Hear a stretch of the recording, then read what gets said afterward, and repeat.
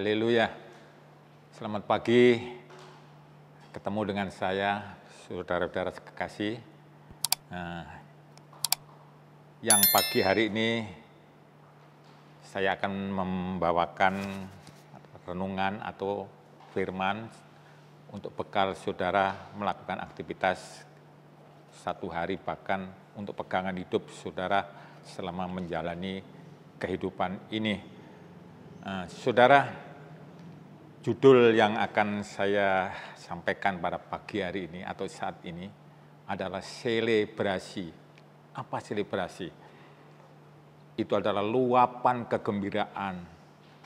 Setiap orang punya selebrasi sendiri-sendiri untuk merayakan, baik itu kemenangan, keberhasilan, sebuah pencapaian sesuatu, atau memperoleh berkat-berkat, baik jasmani maupun rohani.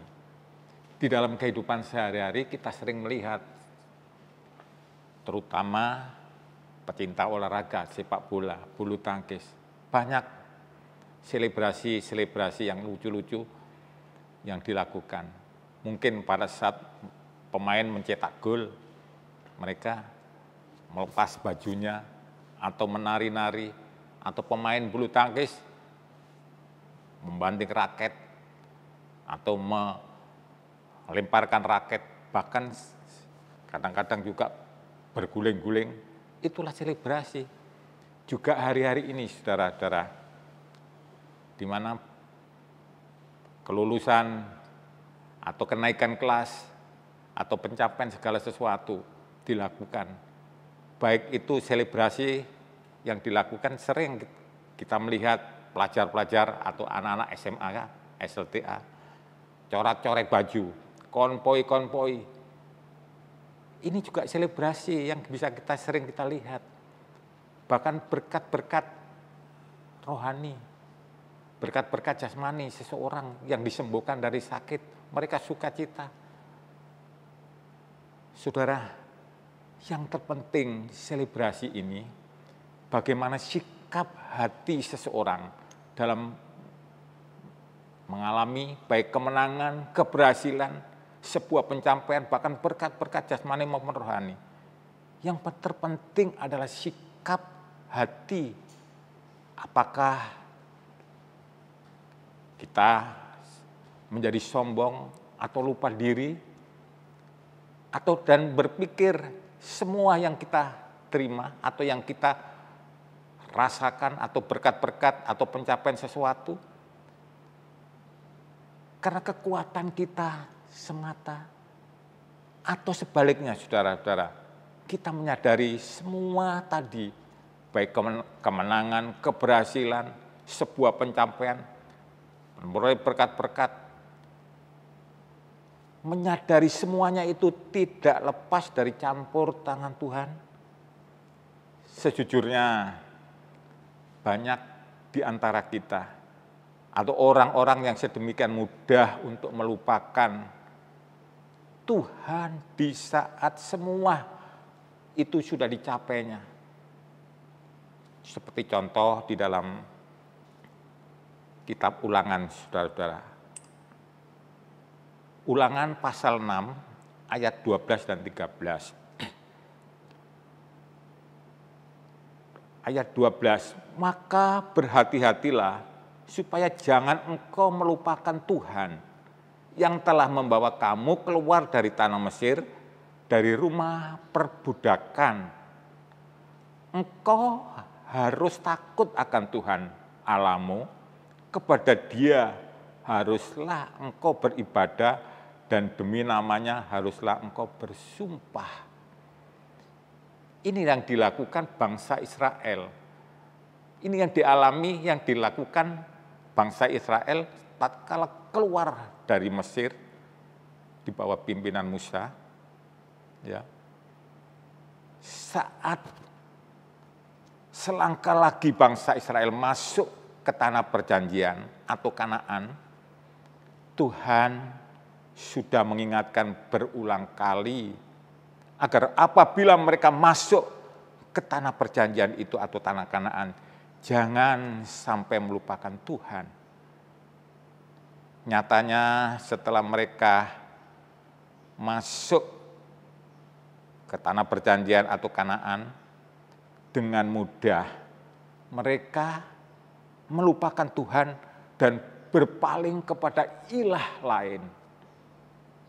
Menyedihkan saudara-saudara. Sangat-sangat menyedihkan. Jangan sampai hal yang sama terjadi pada kehidupan kita. Di saat semua keberhasilan, semua yang kita peroleh, berkat-berkat yang kita terima,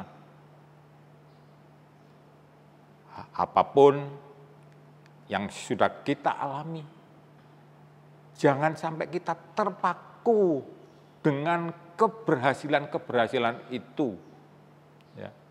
Tetapi terpakulah dengan Dia yang memberikan berkat atau memberikan keberhasilan atau kemenangan.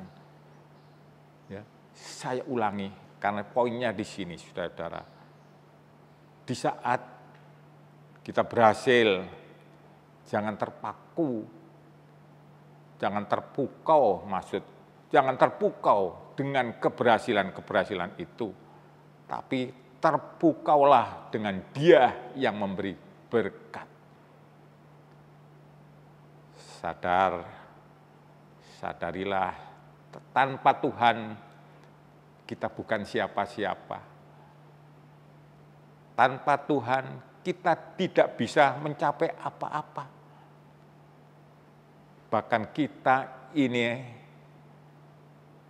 hanyalah carang, saudara-saudara. Hanyalah carang yang melekat di dalam ranting dan pokok, saudara-saudara. Kita lihat ayatnya, saudara-saudara. Dalam Injil Yohanes pasal 15, ayat yang kelima. Injil Yohanes pasal 15, ayat yang kelima. Akulah pokok anggur dan kamulah ranting-rantingnya.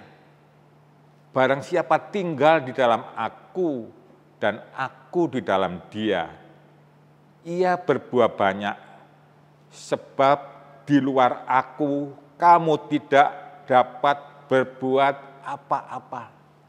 Haleluya. Ini suatu peringatan bagi saudara dan saya, agar jangan melupakan Tuhan. Kita harus terus tetap melekat, dekat dan melekat kepada Tuhan kita.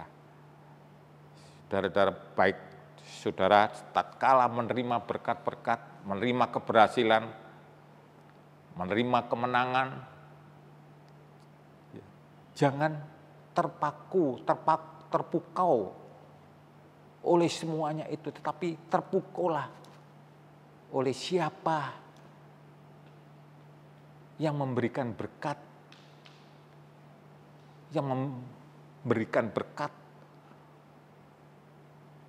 karena kita percaya, karena hanya Tuhan atau Tuhan kita Yesus itu yang selalu setia. Oleh sebab itu lakukanlah selebrasi yang indah di hadapan Tuhan. Tadi saya sudah bercerita untuk masalah selebrasi. Karena kita di dalam hidup ini harus dituntut untuk melakukan selebrasi. Agar kita menjadi berkat, menjadi contoh. Karena kita adalah anak-anak Tuhan. Saudara, mungkin saudara pernah melihat pemain sepak bola. Ya, namanya Ricardo Kakak. Ini setiap mencetak gol. Ya, pasti Ricardo Kakak ini mengangkat tangannya bahwa gol yang dia ciptakan itu adalah campur tangan Tuhan. Masih banyak selebrasi-selebrasi, itu baru gerakan. Ya, kalau kita pemain nasional, pernah main Arema itu, Gonzales sama. Setiap gol yang diciptakan tidak lepas, tidak luput, atau tidak lupa akan campur tangan Tuhan. Ya, atau saudara-saudara, masih banyak mestinya, tetapi saya berikan contoh tadi juga hari-hari ini. Adanya kelulusan Kalau mereka coret-coret baju, pakai pilok, atau konvoi, tidak mencerminkan anak-anak Tuhan. Tapi yang terpenting, bagaimana selebrasi kita ini berkenan di hadapan Tuhan. Mungkin bajunya jangan dicoret-coret, tetapi sumbangkanlah atau kasihkanlah ke yang membutuhkan. Karena di kanan kiri kita masih banyak yang perlu membutuhkan. Ya. Apalagi adanya konvoi-konvoi yang mengganggu ketertiban umum. Ya. Menambah pekerjaan Pak, keamanan. Ya. Masih banyak selebrasi-selebrasi yang indah di hadapan Tuhan. Mungkin dengan ucapan, puji Tuhan, haleluya. Ya. Itulah saudara-saudara beberapa selebrasi yang indah di hadapan Tuhan. Saya kira tidak bisa atau tidak akan kami perpanjang renungan pada firman atau renungan pagi hari ini. Dan saudara, lakukanlah selebrasi yang indah di hadapan Tuhan.